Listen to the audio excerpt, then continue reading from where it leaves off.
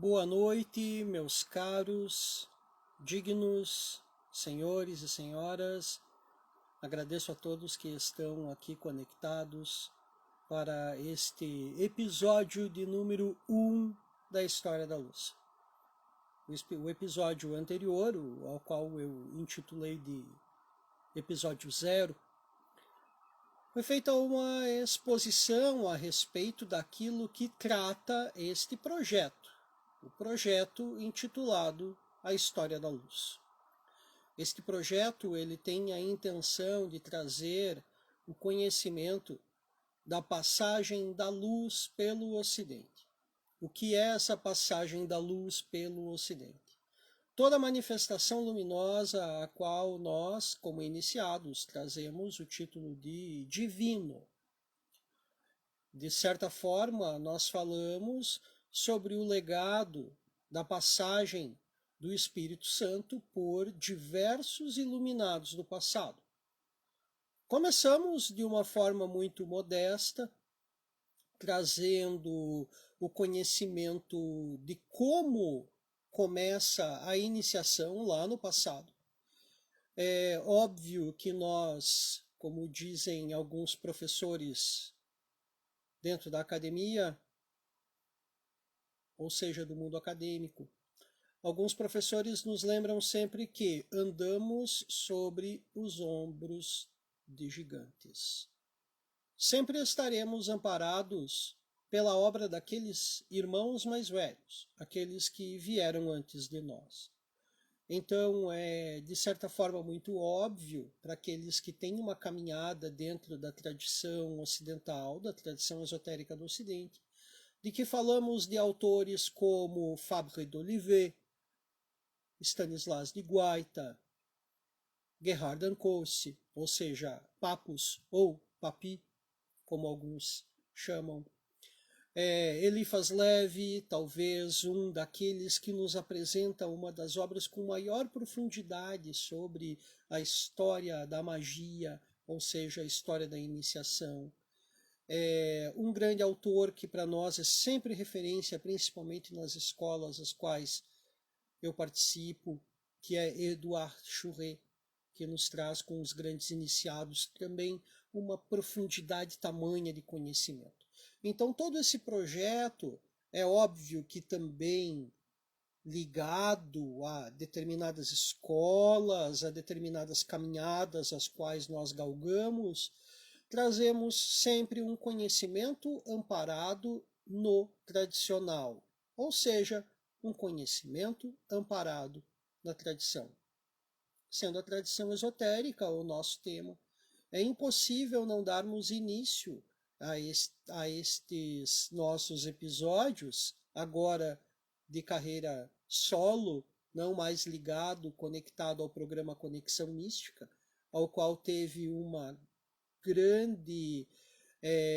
grande impulsionamento nesse trabalho, todo esse projeto, que já era, com seus primeiros escritos, vem lá de 1997, 98, que traz todo esse conhecimento e também paralelos dentro da minha caminhada. Se não fosse pelo programa Conexão Mística, pela minha querida, amada irmã Josefine, isso não teria acontecido. Agora, dentro da minha caminhada como religiólogo, eu decido avançar com esse projeto desta forma independente, sem recursos financeiros, investindo vindos de fora, no caso, com recursos totalmente próprios e na forma mais barata possível. Este que vos fala teve uma passagem pelo movimento punk lá nos anos 90, e nós sempre temos como premissa o do it yourself, ou seja, o faça você mesmo. Então, nesta caminhada, neste propósito, eu quero abrir este episódio de hoje com uma prece direcionada ao grande Deus, aos mestres cósmicos da fraternidade branca, a Yeshua, o Cristo, ou seja, o iniciado perfeito. Também pedindo que Ruach HaKadosh, ou seja, o Espírito Santo, derrame sobre nós aquilo que seja o mais justo possível e que essa língua ao falar seja o mais justa dentro de nossas possibilidades. Também suplico o auxílio do arcanjo Micael, de Elohim Sabaoth, dos Beni Elohim, na figura de todas as luzes vindas da Sefira Hod e na presença do meu muito caro Anauel. Eu suplico que este episódio de hoje seja feito sempre dentro da premissa da bondade, da beleza e da justiça. Que assim seja. Falando em bondade, beleza e justiça, hoje, 16 de agosto, lua nova em Leão, Sol em Leão. 16 de agosto é conhecido no Brasil como o Dia do Filósofo. Então eu venho, por meio deste pequeno momento de abertura, render graças a todos os filósofos do passado que deixaram seu legado para estes que hoje caminham no presente, amparados pelos ombros destes grandes gigantes. É impossível falar de filósofos e não falar de Sócrates, de Platão, de Aristóteles, do nosso grande patriarca Pitágoras e São Tomás de Aquino, Santo Agostinho e no nosso grande e saudoso professor Olavo de Carvalho. Também deixo aqui um grande abraço a todos os meus irmãos e irmãs filósofos da unidade que caminham na senda que medeia entre Jaquim e Boaz, buscando sempre como propósito a reintegração dos seres. Dando início, então, a este episódio 1, eu vou falar do início, do initium, ou da iniciação. A iniciação é uma palavra conhecida por muitos, mas de pouca compreensão do seu real conteúdo, do seu real teor. É uma palavra que por alguns é muito temida, por lembrar ou remeter a pactos, a solenes compromissos com o oculto ou com o sobrenatural, mas que por outros é conhecida com certa profundidade. A palavra iniciação nos remete sempre a um ideário criado, apresentado pelo imaginário popular, dentro daquilo que nós podemos desconfiar, daquilo que nós podemos nos apreender. Termo que vem de diversas tradições, conhecido tradicionalmente. Quando se fala em iniciação, nós falamos de um teor de grande profundidade e que no imaginário das pessoas cria muitas vezes uma tendência ao curioso, ao fantasioso, né? Um momento específico que divide a vida dos buscadores, daqueles que caminham perdidos ou que caminhavam perdidos na floresta dos erros, no jardim das aflições, nos desertos da vida. Essa divisão que se dá da iniciação do antes e do depois dela é aí a vida que vem, a vida futura que se cria.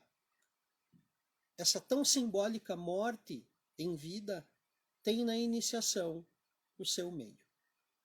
Esse é o momento em que, na caminhada tradicional, o profano é tornado neófito. Um primeiro momento de todo esse assunto, de todo esse desenrolar, ele nos transmite a certeza de que no ato da iniciação nós temos um rompimento. Na terminologia martinista, nós dizemos o velho homem. Nós falamos sobre o homem da torrente. Ou seja, aquele homem ligado a intenções profanas. Ele não vê nada além de imagens refletidas na parede da caverna. A caminhada da iniciação, o trazer a luz, quando se diz o dia em que a luz me foi apresentada, a luz que vem do Oriente, isso é simbólico e também muito objetivo. Nós temos aqui um diferencial, um momento em que nós colocamos tudo aquilo que temos de positivo e de negativo na balança e avaliamos quem nós devemos nos tornar. Se fala na iniciação que sempre que se chega ao aniversário dela, ou seja, a cada ano em que completa mais um ano dentro da tua caminhada iniciática, que você faça uma reflexão e veja o quanto daquele velho homem morreu e o quanto deste novo homem está caminhando com liberdade dentro da senda. Este primeiro momento nos leva a diversas reflexões. Se não reflexões, sim, questões a serem pontuadas por nós dentro da nossa caminhada. Vamos então falar de iniciação no passado. A iniciação no passado, ou seja, como ela surge entre nós. Ela é algo natural? Ela é algo que foi fabricado, apresentado aos seres? Enfim. Falar da iniciação primitiva, que por nós é conhecida, que é surgida no início dos tempos e calmamente se prossegue com uma sequência de conhecimento apresentado dentro das escolas de mistério.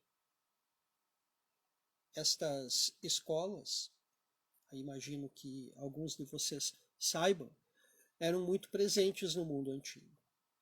Então, a importância que se dá daquilo que surge do mundo primitivo, com o homem primitivo, até chegar no momento em que surgem as escolas de mistério, é o ponto que vamos traçar agora.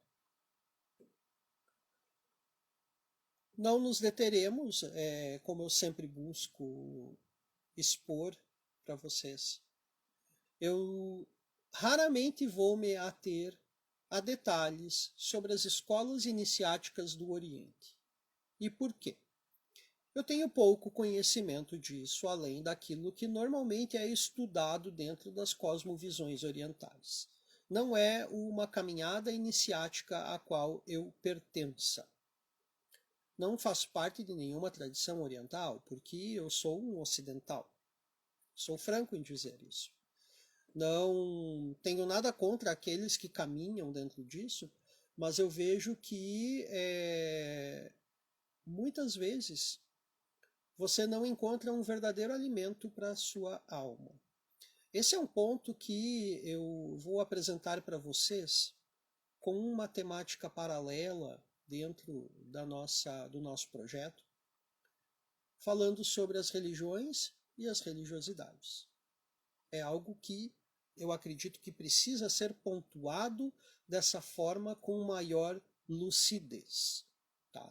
Não adianta chegar aqui e apresentar para vocês todo um ponto, um paralelo a respeito de não apenas uma opinião própria, a qual eu buscarei emitir apenas quando necessário, mas aquilo que vem dentro da tradição. Percebam que cada povo tem uma ligação ancestral com uma religiosidade, com uma tradição. Isso alimenta uma parte nossa. Percebam, se nós acreditamos que essa alma não vem para cá vazia, ela realmente não vem para cá sem uma bagagem ancestral. Então, nos é muito caro um respeito ou uma compreensão da nossa ligação religiosa e filosófica com os paralelos feitos com a nossa ancestralidade. Tá? Então, sem me perder muito nesse ponto, senão a gente sabe que acaba invadindo fronteiras, que acaba dentro de um momento específico ao qual nós estamos gravando, que parece que tudo fica muito sem noção. Ou, como se diz, sem pé nem cabeça. Avancemos. Acreditam-se que as primeiras iniciações eram aquelas que foram praticadas pelos humanos primitivos e que, assim, pelas quais marcariam a transição de seus momentos importantes de vida, ou seja, da infância para a adolescência e desta para a idade adulta. Tanto entre homens quanto entre mulheres, cerimônias de passagem eram absolutamente necessárias para marcar com profundo teor sagrado, ou senão, na tentativa de sacralizar, os momentos que eram marcantes na sua existência e em suas vidas. As primeiras cerimônias conhecidas eram de real teor iniciático. Como assim de real teor iniciático? Este momento eu quero pontuar. Um real teor iniciático, aonde realmente a iniciação estava ligado a aspectos da vida diária do cidadão, ou seja, do homem que vivia aquele tempo no passado. Isso hoje é impossível de ser feito, a menos que você viva numa comunidade onde há a exigência de processos de ritos de passagem, o que a modernidade acabou tirando tudo isso do plano objetivo e levando ao plano subjetivo. Sejamos francos, isso talvez aconteça hoje e talvez aconteça hoje em comunidades indígenas, em povos originários que tenham isso ligado ao seu dia a dia. Por exemplo, alguns indígenas não comemoram aniversário, eles comemoram uma festa a qual acontece de tempos em tempos e que é coletiva. Você vai pedir para um indígena raiz, interessante usar esse termo, mas aquele que ainda vive numa aldeia ligado a princípios tradicionais, ele vai dizer que ele já viu tantos festivais que acontecem a cada 4 anos, entende? Isso para nós é um tanto fora da realidade, mas para eles isso faz muito sentido. Lembrando que para eles também, após determinado número deste festival que ele assistiu, ele pode comer a carne de tal animal ou a carne de tal peixe, ou comer ou fazer uso de determinado alcaloide que é comum dentro da sua comunidade. Isso para eles é uma regra, uma conduta. E a iniciação, quando eu falo que ela era a iniciação antiga, que ela tinha um real e profundo teor iniciático, é ligar a iniciação a processos da sua vida diária. Um iniciado num povo originário, ele tem um nome quando é criança e depois, num certo momento, quando ele parte para a idade adulta, que normalmente é ali pelos 12 anos de idade, né? Aqui é interessante fazer refletir com o que acontece com pessoas de 12 anos de idade hoje, né? Para eles, isto implica numa mudança de nome, numa mudança de atitude. Enfim, você não é mais criança. Tá? Avançando neste conteúdo, vamos para a noção de iniciação. Por exemplo, para as mulheres, as suas primeiras regras, ou seja, quando a mulher tem a sua primeira menstruação, implica que ela passe por um rito específico de passagem.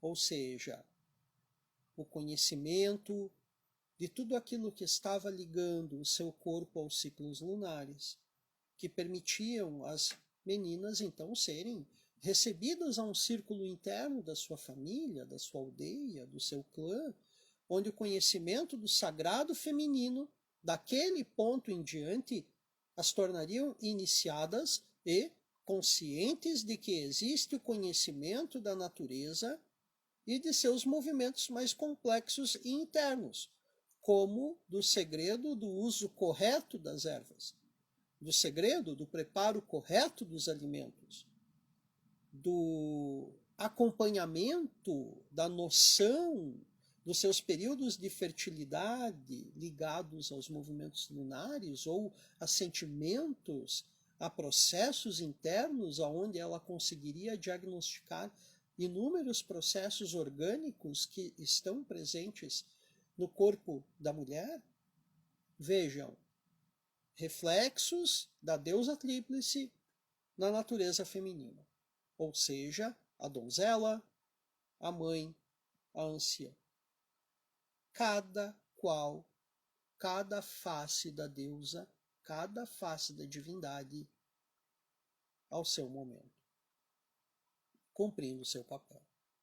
Já para o homem, por exemplo, a caçada, passar a noite em claro na floresta escura, ou em um local deserto, sozinho, uma vigília, matar sozinho um animal para nutrir o seu clã, a sua tribo, a sua família.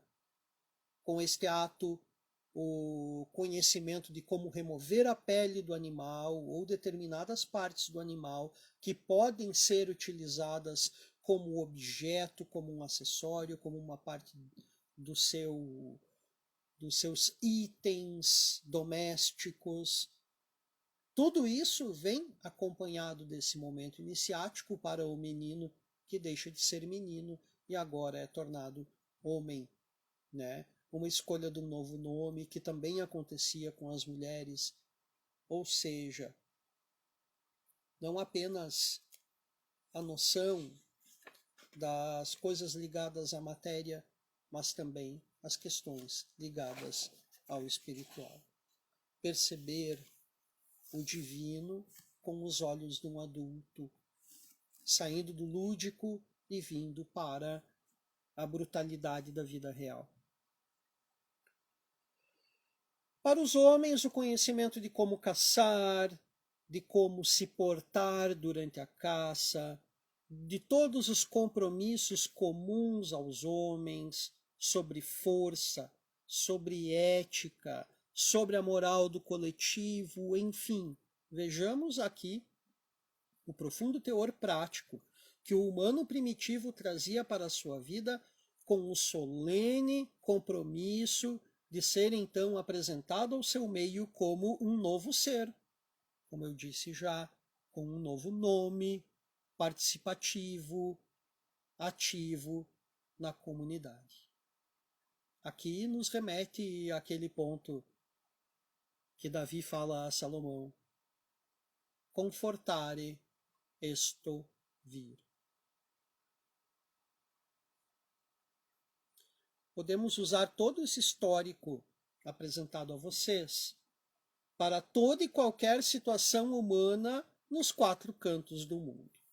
Meus caros, eu não estava apenas falando de alguma tribo perdida aqui do Brasil que praticava isso lá em 1499. Não. Peguem todos esses aspectos e ainda mais alguns que seguirão e joguem para qualquer canto do mundo e percebam que isto torna as questões muito orgânicas ligadas à natureza. Ou seja, a sobrevivência dentro de uma comunidade. Lembrando aquilo que os gregos nos apresentam, principalmente Platão nos fala, sobre os ciclos de 7 anos, do 0 ao 7, do 7 aos 14, dos 14 aos 21, dos 21 aos 28, aonde cada momento tem uma ludicidade específica daquele momento, até que faça o cidadão estar acostumado à realidade, não de forma a ser chocado. É um processo gradativo, que vem desde a ludicidade de apresentar o mundo por meio das histórias, dos contos que vêm lá do 0 aos 7 anos, do conhecer a mitologia e aquilo que é sagrado dos 7 aos 14 anos, passar por todos os ofícios, conhecer todos os ofícios, conhecer aquilo que é ético e moral dos 14 aos 21 anos e se deleitar, se debruçar em cima de uma prática, de um ofício dos 21 aos 28 anos. Gente, A vida, ela pede estes graus de inserção dentro da realidade. E isso é o que a iniciação hoje nos apresenta. Nós perdemos este contato, digamos, nós perdemos aquela pureza edênica ou edenal, como Stanislas de Guaita sempre nos lembra, do contato, daquele diálogo que nós tínhamos de forma direta com o Criador. Depois desta queda, nós precisamos passar por toda uma hierarquia para ter contato com o Criador. Quer dizer, nós perdemos o contato direto com Ele. A iniciação, ela busca a sua forma, e é claro, de forma muito subjetiva, muito simbólica, retransmitir ao homem essa pureza edênica, ou seja, levá-lo novamente ao Jardim do Éden.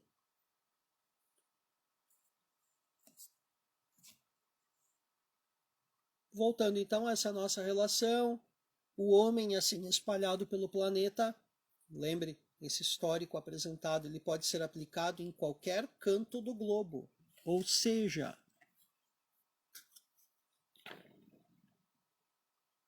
qualquer canto do globo, em qualquer lugar aonde o sol nasça e se ponha.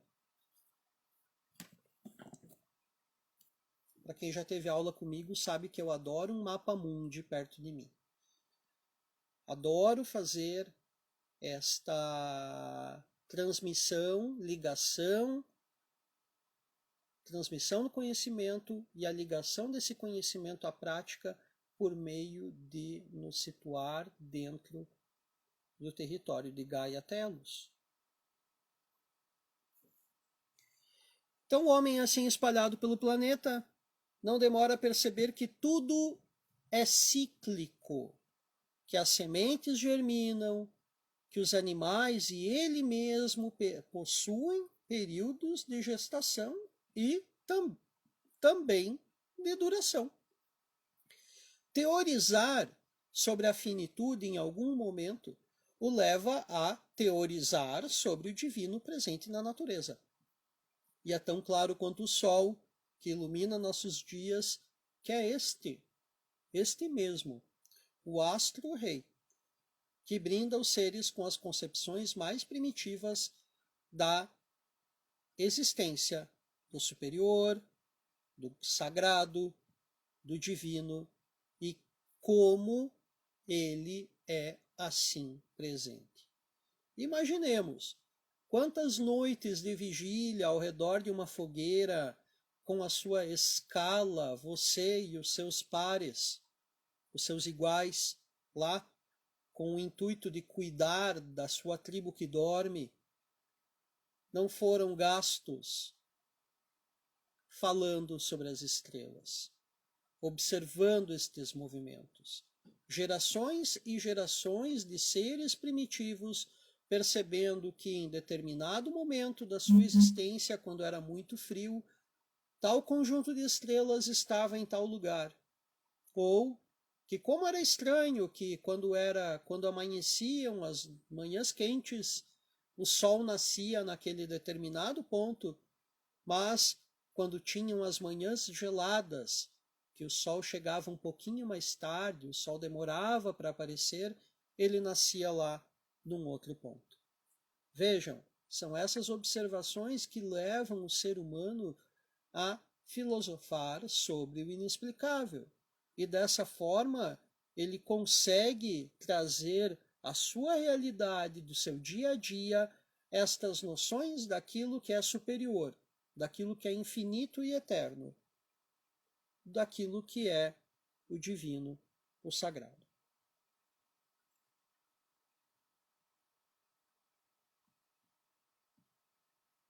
Comparar as fases da Lua, os ciclos humanos e naturais, é de absoluta certeza que foram consequências de todas essas deduções, noites em claro, ao redor da fogueira, como eu comento com vocês. Falar do Sol e da Lua é falar de como o ser humano se descobriu em um planeta graças à luz destes. Descobrir os próximos astros seria inevitável. Solares e lunares eram então as iniciações. E com muita capacidade e responsabilidade, o humano foi tornado civilizado e civilizador, graças às chaves que ele mesmo foi descobrindo no grande livro da natureza, que possui inúmeros capítulos tratando principalmente sobre a astronomia e a astrologia, que na noite dos tempos eram apenas uma ciência. Eram gêmeas siamesas que não haviam sido separadas e que não haviam atiçado uma briga de uma contra a outra. Com o conhecimento dos astros, todas as ciências foram tornadas desveladas para aqueles que tinham olhos para ver. E com seus iguais aconteciam então os debates, as trocas. Ter então ouvidos para ouvir era fácil, mas não tão fácil era descobrir e teorizar sobre a mecânica celeste. Assim, surgiram as primitivas escolas de mistério, onde a iniciação deixa de ser aquela orgânica e social, para ser tornada secreta e mística, ou seja, pertencente então a um seleto grupo. O iniciado, meus caros, nas escolas de mistério, era então aquele que fazia parte de um grupo muito exclusivo de pessoas. Sabemos que este momento das escolas de mistério, elas levam a iniciação a um outro patamar. Por quê? A iniciação da vida real, os ritos de passagem dentro de uma sociedade são uma coisa. A iniciação aos mistérios é outra coisa. A vivência dentro do exoterismo, ou seja, daquilo que é objetivo, é uma.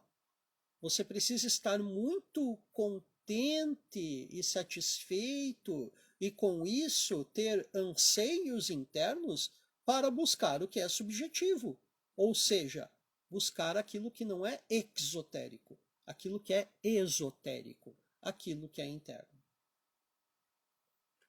Nos é fácil hoje falar sobre Atlântida.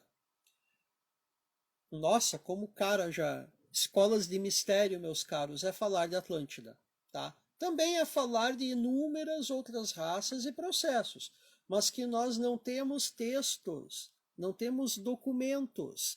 E Atlântida, sim, nós temos documentos, principalmente aqueles relatados por Aristócles. Já ouviram falar em Aristócles? Aristócles, um grande sábio da Grécia Antiga, nascido em Atenas em 428 ou 427 a.C. e falecido também em Atenas entre 348 e 347 a.C. Aristócles nos é muito conhecido por seus trabalhos muito aprofundados na filosofia e também nos é conhecido mais pelo seu apelido, vindo do seu atributo físico mais notável, o das suas costas largas, que em grego se diz Plato, Platão ou Platão. Sim, Aristócles é Platão. Platão nos revela que, segundo Solon, que havia ele próprio colhido esta informação no Egito com sacerdotes egípcios, relatos que nos expõem seus diálogos no Timeu, ou sobre a natureza, e no Critias, ou sobre a Atlântida. Lamentavelmente, esses diálogos não nos brindam com informações sobre a caminhada iniciática dos Atlantes.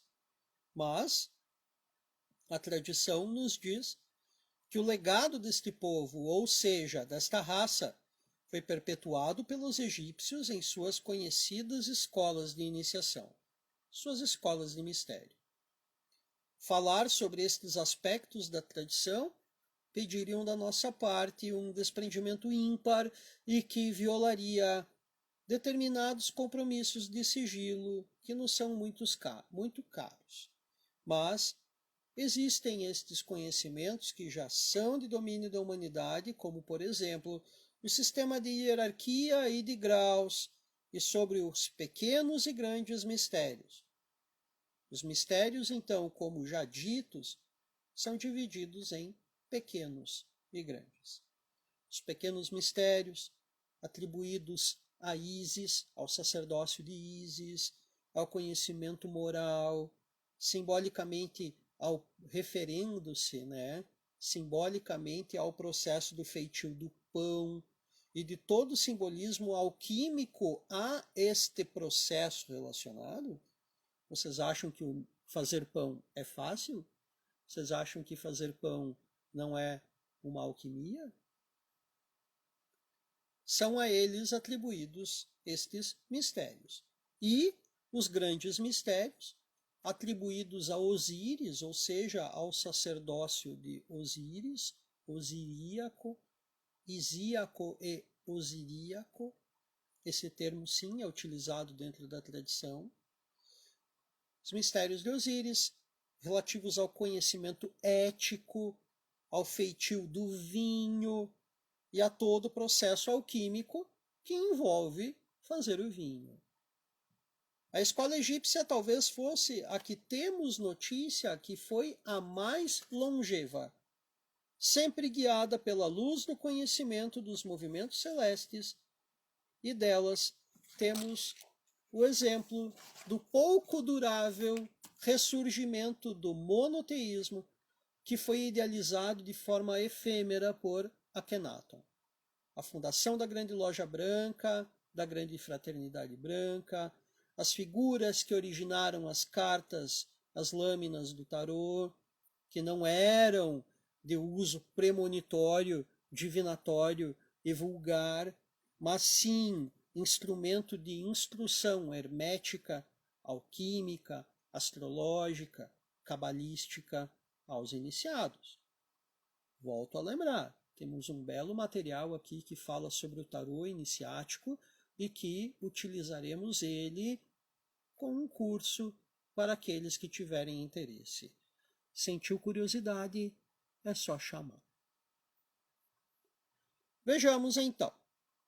Os princípios herméticos que são até hoje utilizados por qualquer fraternidade ocidental séria eram aplicados com efetividade pelo sacerdócio egípcio.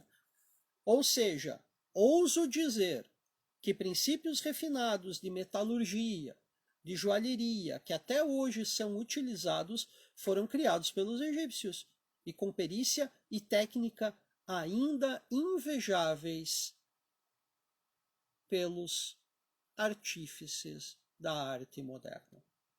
Ou seja, tem coisas da metalurgia e da joalheria egípcia que até hoje os joalheiros ficam boquiabertos.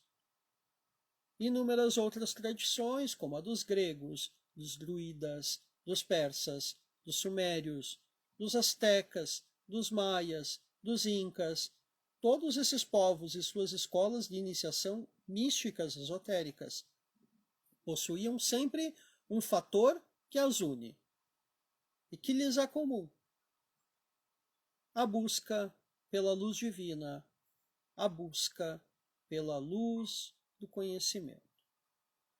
A iniciação, meus caros senhores e senhoras, é trazer luz para as trevas, ordem ao caos.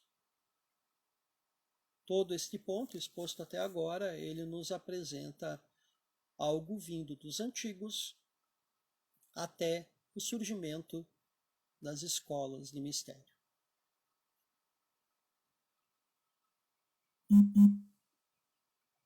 Agora, avançamos daquilo que sai das escolas de mistério e que, de certa forma, surgirá aqui entre nós, os modernos. Essa história é interessante porque ela começa aqui no ano 1113 da nossa era, na Borgonha, com algumas visões que um monge um tanto conhecido, tinha durante ou melhor, teve durante um período da sua vida. Este monge era chamado Bernardo de Claraval, membro da ordem monástica dos beneditinos brancos, ou seja, dos cistercienses. Ele começa a ter estranhas visões. Visões que eram de um tesouro, estranhamente guardado em um local úmido, escuro, como um local onde se guardam animais. Bernardo sentia-se tentado por estas visões, que eram muito comuns e repetitivas, acreditando sempre que estas visões tinham o propósito de tentá-lo, de tirá-lo do caminho devocional ao qual escolhera. Talvez um dos mais fervorosos devotos de Maria. Ele pede ajuda para ela em suas orações. Em determinado momento, a resposta vem. E Maria diz a ele: Ave Bernardo, ou seja, salve Bernardo. Por que não cede à voz da divina providência e não resgata o tesouro que lhe oferecem como recompensa pela sua fé e pela sua humildade? Não buscas conhecimento? Não buscas sabedoria? Pois este tesouro lhe dará a chave para aquilo que tanto procuras. Bernardo, após isso, diz a si mesmo, após essa experiência, que os assuntos de Deus são dele, os assuntos de Deus são meus, e nada que lhes diga respeito me é estranho. Ele começa a sentir-se atordoado por essas visões, acreditando ainda que isto é obra do tentador. Lembrando que os orientais falam, né, se ver Buda, mate-o. Isso tem a ver com o processo que é apresentado no livro tibetano dos mortos. É muito claro, muito interessante até essa frase, se ver Buda, mate-o. Por quê? Porque Buda já existiu. Buda não voltará. Atordoado por essas visões e acreditando ainda ser vítima de um engodo do tentador, questiona se deveria abandonar sua pregação, seus trabalhos, para viver tão perigosa jornada. A resposta lhe veio em sonho na mesma noite a qual ele faz esse pedido em suas orações.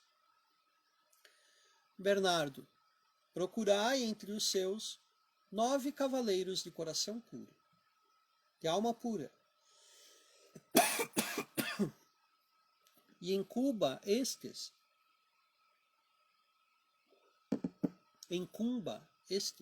de realizarem dita jornada até a Terra Santa e resgatarem para o Altíssimo o mais precioso tesouro que existe sobre a Terra. No outro dia, Bernardo manda chamar, chama seu primo, Hugues de Payan, um cavaleiro puro e muito digno, de alma pura e inocente. Ele incumbe de selecionar entre os seus mais corajosos e fervorosos amigos aqueles que lhe acompanhariam até a Cidade Santa. Interessante que Hugues de Payan consegue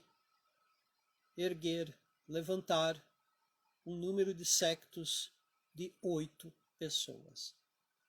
Bernardo também redige uma carta para ser entregue ao então rei de Jerusalém, Balduíno, pedindo que instale seus cavaleiros benfeitores não em um lugar luxuoso, mas nos subterrâneos do antigo Templo de Salomão.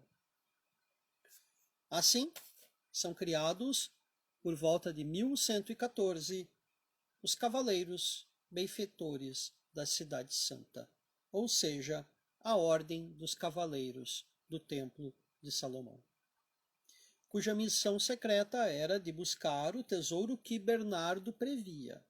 Mas, por trás disso, ou na frente disso, tinha uma dita missão oficial, que era proteger a caminhada dos peregrinos que rumavam em peregrinação em direção a Jerusalém. Cerca de 4 anos depois, em 1118, Hugues de Payens e seus cavaleiros encontraram, após muitas buscas, nos estábulos, nas estrebarias de Salomão, vasos contendo manuscritos muito antigos.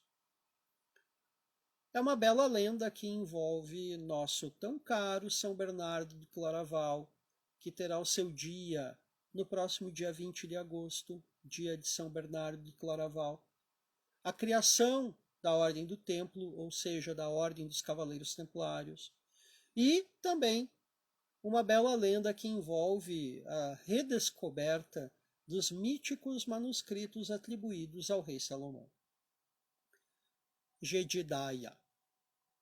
O restante da história a todos é conhecido. Em uma sexta-feira, 13 de outubro de 1307, a Ordem do Templo é tornada então criminosa pelo Papa Clemente V e pelo rei Filipe.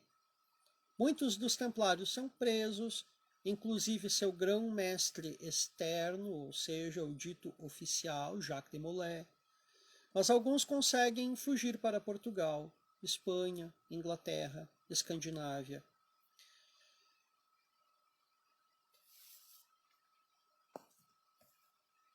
Territórios que se recusaram, então, desculpa, eu estou acompanhando aqui o meu material produzido, tá? Aí eu tenho que ter uma reguinha para continuar lendo na parte onde eu parei e fazendo esses meus comentários. Esses territórios aos quais eu citei foram territórios que se recusaram a cumprir ordens de prisão. Outros cavaleiros templários partem rumo ao Oriente, mais precisamente o Oriente Médio, território que por eles já era muito bem conhecido. Aqui podemos traçar um paralelo entre o fim da Ordem do Templo e o início da expansão do conhecimento e sabedoria adquiridos com os manuscritos de Salomão. Podemos também vincular aqui que, além daquilo que os templários encontraram nos estábulos de Salomão, eles encontraram no Oriente Médio uma outra pérola para a tradição ocidental: o contato com os iniciados árabes, membros das fraternidades esotéricas muçulmanas, que são proibidas de terem funcionamento segundo o costume do Islã. A alquimia, a tradição mística dos anjos vieram deste contato com o Oriente Médio, com esta troca com o Ocidente. O conhecimento das obras de Aristóteles também remonta a esta troca com os iniciados árabes e também o costume do consumo do café. Isso é o que a literatura esotérica, a literatura iniciática vai nos apresentando. Interessante que eu falo de fatos históricos e até o momento não falo de iniciação. É claro que os Cavaleiros do Templo eram uma ordem monástica. Eles não tinham iniciação, eles tinham ordenações. Eles eram clérigos. Eles eram membros da igreja, até o momento em que foram perseguidos e mortos pela própria igreja. Então você aí, meu caro amigo, irmão, católico, que se diz templário e condena a maçonaria, eu quero que você lembre que quem mandou os nossos irmãos templários para a fogueira não foi apenas o rei, mas foi também a igreja. Não adianta a igreja hoje dizer que a igreja os inocentou, mas a igreja não fez nada para livrá-los da fogueira e das perseguições. Tá? Reflita bem sobre isso, seu hipócrita. Condena a maçonaria, os Rosa-Cruzes, a iniciação tradicional, mas tu não se liga que você defende a igreja que mandou os nossos irmãos do templo para a fogueira. Desculpem aqueles que não precisavam ter ouvido isso, mas é um desabafo. Como os templários estavam criminalizados em parte na Europa, seu refúgio não foi nenhum outro do que os restritos e inacessíveis, lembrando, aqueles templários que ficaram na Europa. O seu refúgio foi os restritos e inacessíveis canteiros de obras das catedrais e dos castelos. Do Velho Mundo, é claro, né, da Europa. Temos aqui o princípio do período da estruturação da cultura tradicional mística e esotérica do mundo antigo fora do domínio da Igreja. Até o momento, todo esse conhecimento ao qual foi comentado, ele estava dentro da Igreja, porque os templários eram sacerdotes, eram clérigos, eles eram ordenados, entende? Eles tinham bispos dentro da sua estrutura. Todos templários, com processos internos, iniciáticos, é claro, todos sabemos, mas eram ordenações internas. O momento histórico no qual temos aqui, este momento com a fuga dos cavaleiros para os canteiros das catedrais, temos aqui um momento histórico que dá origem aos franco-maçons, ou seja, no seio da maçonaria operativa. Falar de maçonaria operativa e falar de maçonaria especulativa pede um momento bem específico ao qual nós trataremos ainda aqui no nosso trabalho sobre iniciação, não apenas nestes episódios introdutórios, mas nos episódios de aprofundamento também, que serão todos publicados para vocês. Outro ponto que também está aqui presente nesta fuga é o surgimento dos Rosacruzes, ao qual já vamos nos ater. Falar destas duas fraternidades é falar da síntese do conhecimento que vincula o misticismo e o esoterismo com sucesso.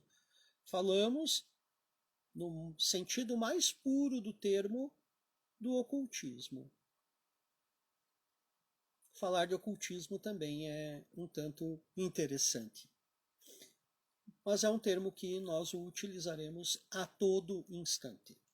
O ocultismo, sim, é uma ciência, é o aprofundamento daquele que leva isso na sua vida, no seu cotidiano, que abre mão de muita coisa. Podemos até fazer um paralelo aqui daquilo que é o esoterista, simples, aquele que tem interesse sobre o lado simbólico das coisas, aquele que se torna um ocultista, aquele que traz todo esse conhecimento iniciático, religioso, esotérico, nos seus dias e noites pela obra. Pela obra é algo que na caminhada vocês vão entender o que eu quero dizer.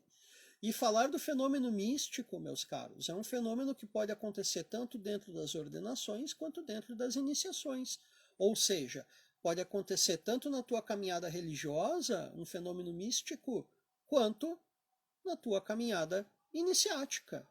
Ou seja, eu me desprendo nas minhas orações e preces e em algum momento eu entro num momento contemplativo tão profundo que eu tenho um despertar místico. Eu não sou um místico, eu tenho despertar místico, entende? Intitular uma pessoa de místico é uma balela. Este é o meu ponto de vista, tá? Deixo claro aqui. Já intitular uma pessoa de esoterista ou de ocultista quer dizer que ele está ligado às ciências sagradas e ao estudo delas.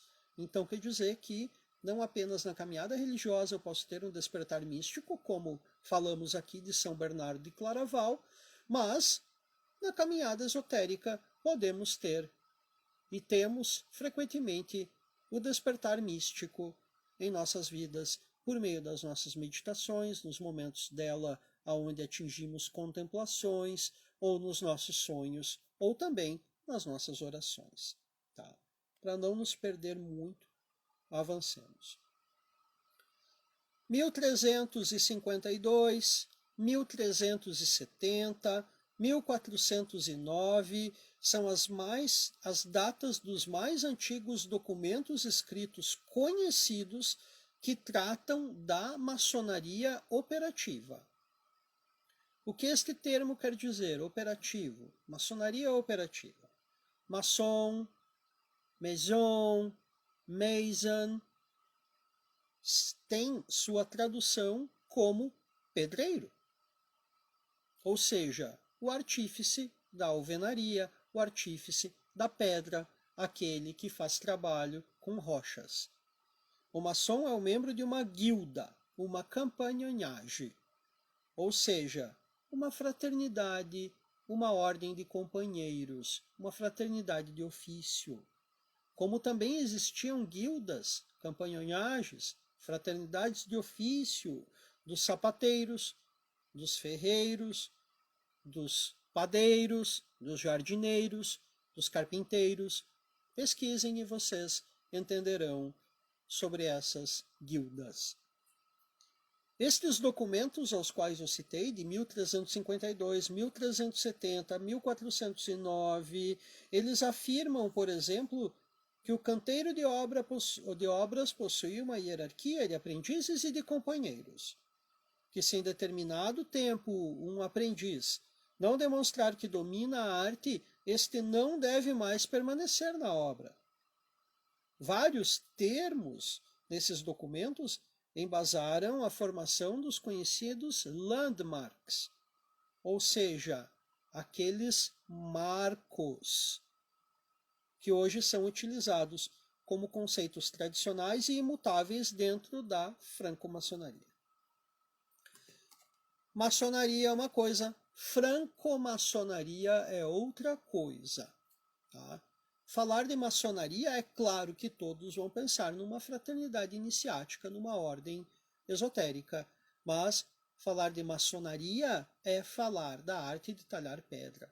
Falar sobre a fraternidade iniciática é falar sobre a franco-maçonaria. E já vamos explicar sobre isso.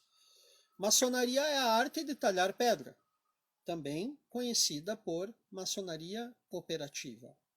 Operativa, aqueles que operam, aqueles que praticam. É constituída de membros talhadores de pedra que efetuam este trabalho até chegarem à maestria do ofício. Ou seja, eles dominam tudo dentro da arte do talhar a pedra.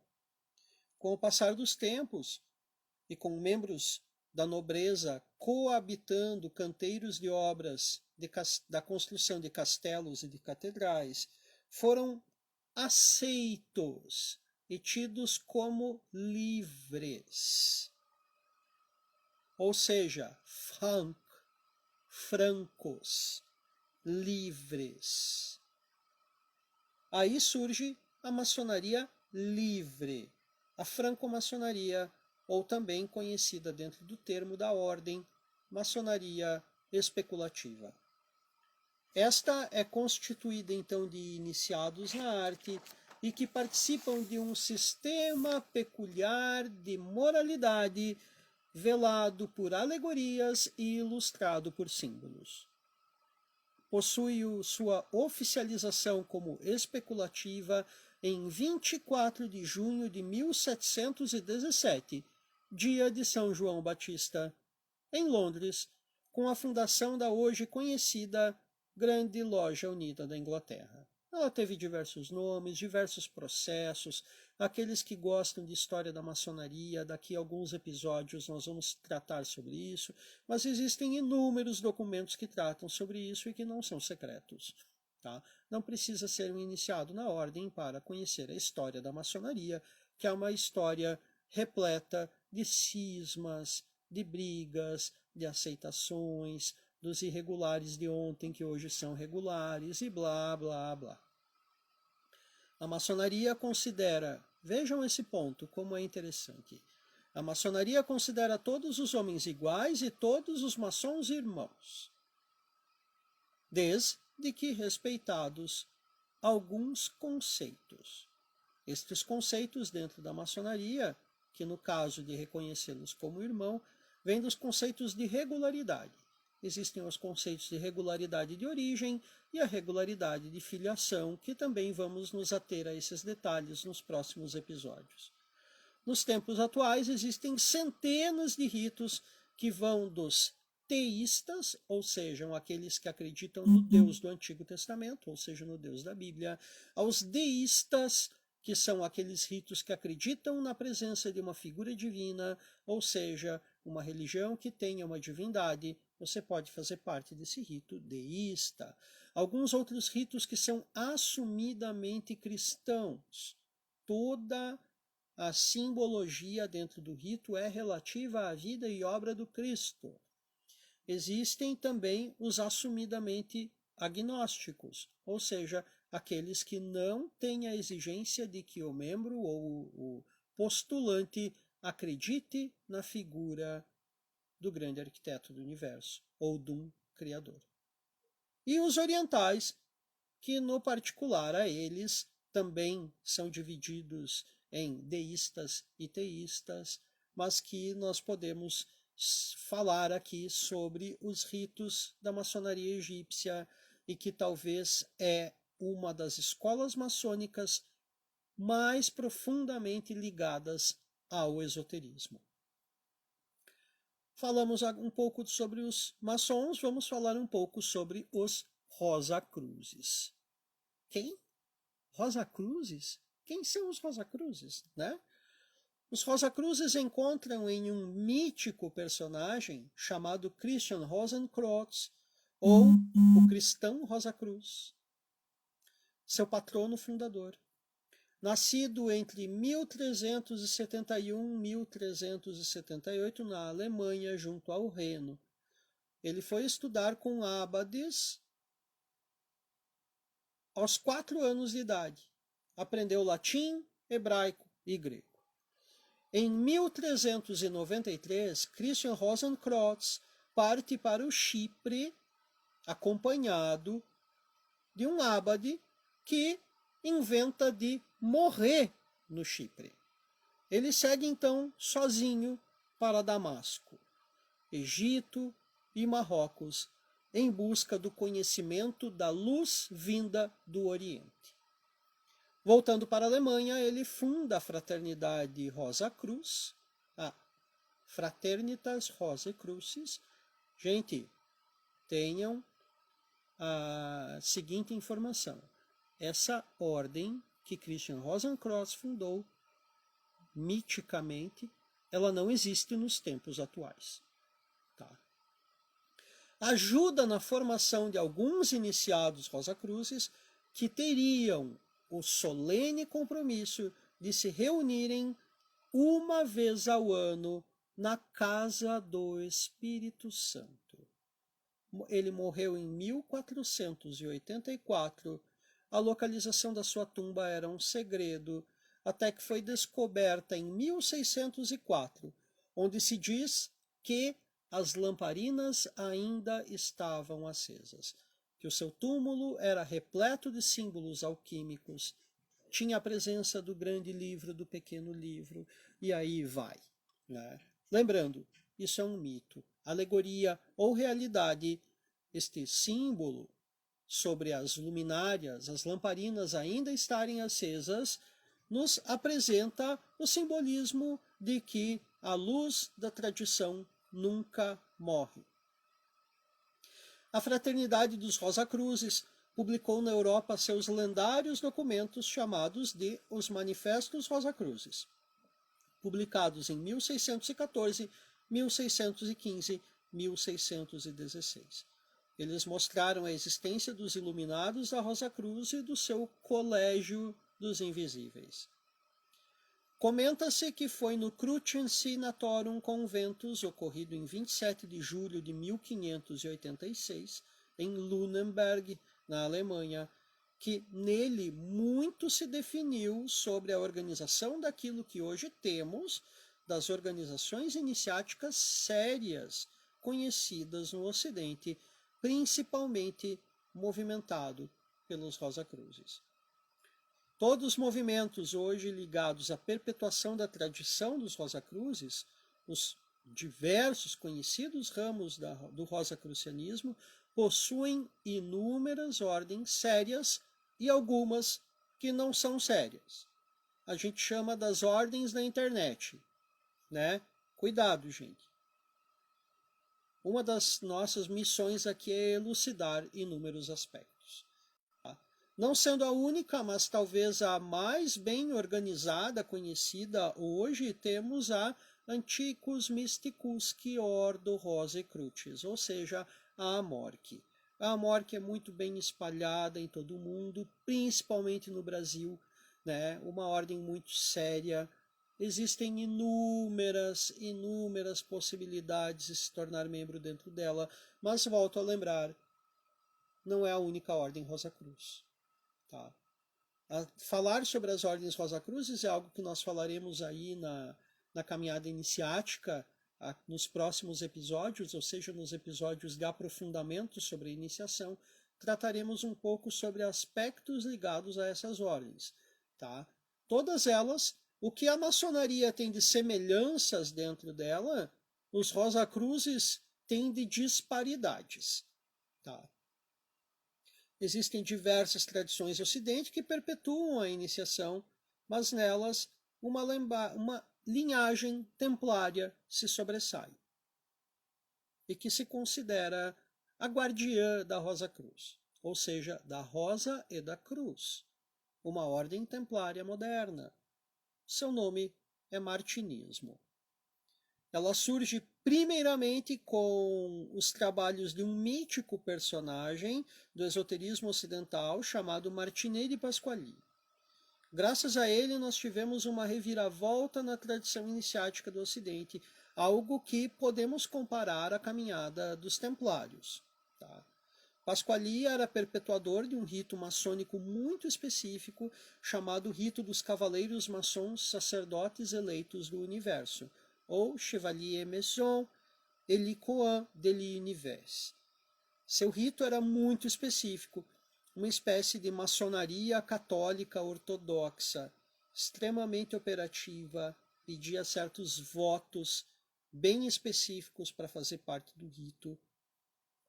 Funcionava como um regime de altos graus da maçonaria, repleto de obrigações de ordem espiritual e material, que envolviam práticas de longa duração, com recitação de salmos, em momentos específicos, e outros momentos específicos cujo propósito posterior era o da prática da teurgia, ou seja, da magia operativa, envolvida com cabala prática cerimonial. Seu último grau era chamado de Reo Croix, ou seja, o da cruz ruiva, da cruz vermelha.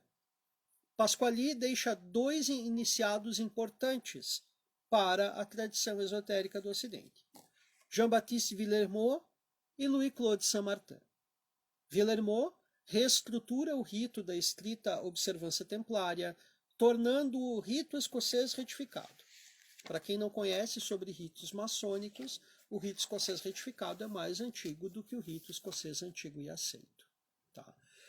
Um rito de profundo simbolismo no sentido cristão. Tá? É um dos ritos da maçonaria cristã. Louis-Claude Saint-Martin auxiliou seu irmão de caminhada, Jean-Baptiste Villermoz, na construção do seu rito ou regime escocês retificado, e algumas fontes atribuem a Louis-Claude Saint-Martin a formação, a estruturação de um rito maçônico conhecido por rito reformado de Saint-Martin ou rito escocês reformado. Enfim, se ele existiu, ele foi perpetuado unicamente na Rússia, no leste europeu, dando origem ao que nós temos do lendário martinismo da linhagem russa.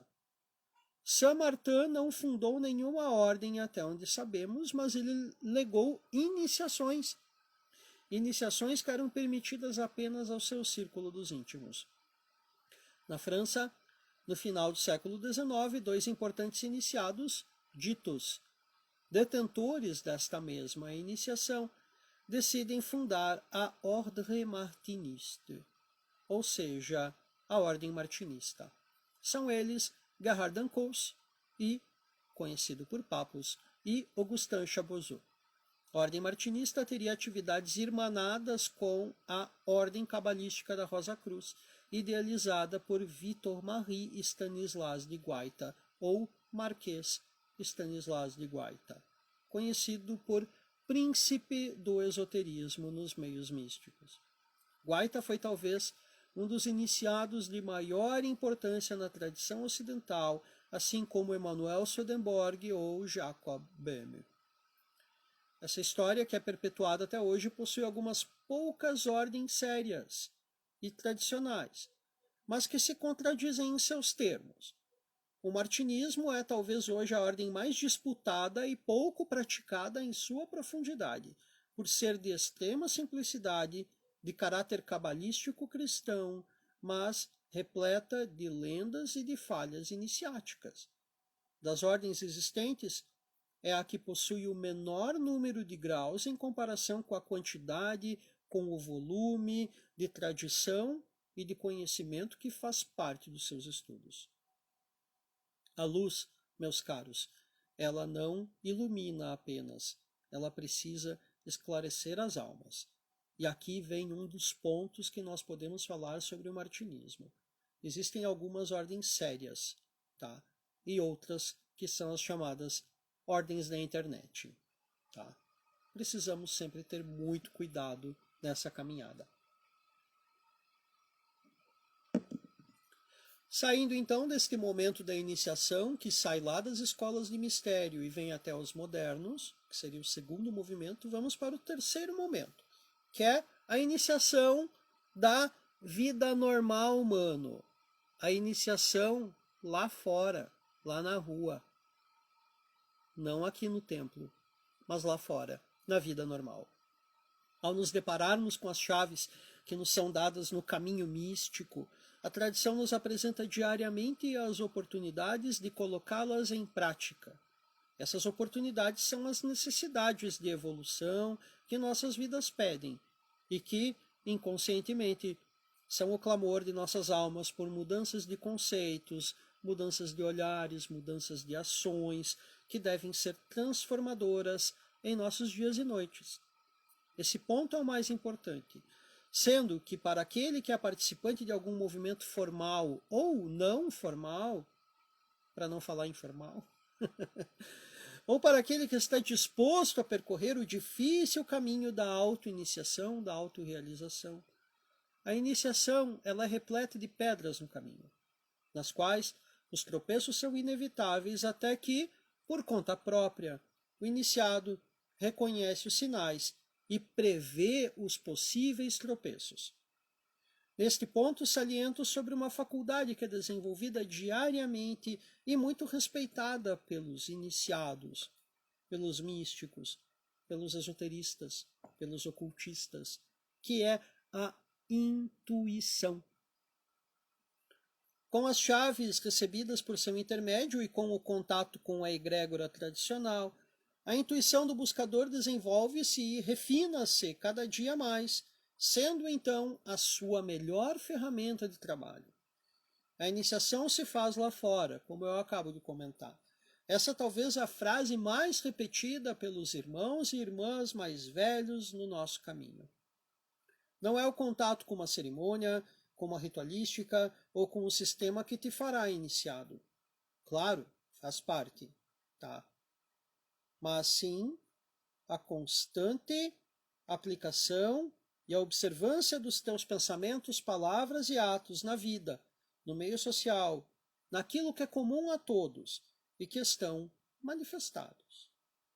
Nada mais incoerente que buscar a luz e não dar bom dia ao que divide o elevador contigo, ou julgar as escolhas do outro apenas pelo prisma da tua verdade.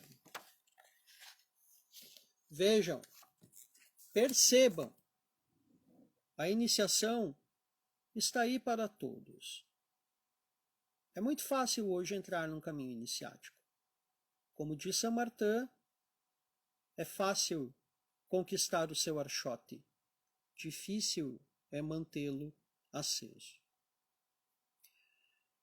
Muito obrigado a vocês que acompanharam essa transmissão. Agradeço a cada um de coração.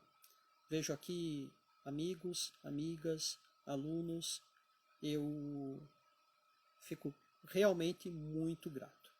E, como encerramento, eu suplico ao grande Deus, aos mestres cósmicos, a Yeshua, a Ruach HaKadosh, que nos brinde cada vez mais com a luz do discernimento na nossa caminhada diária.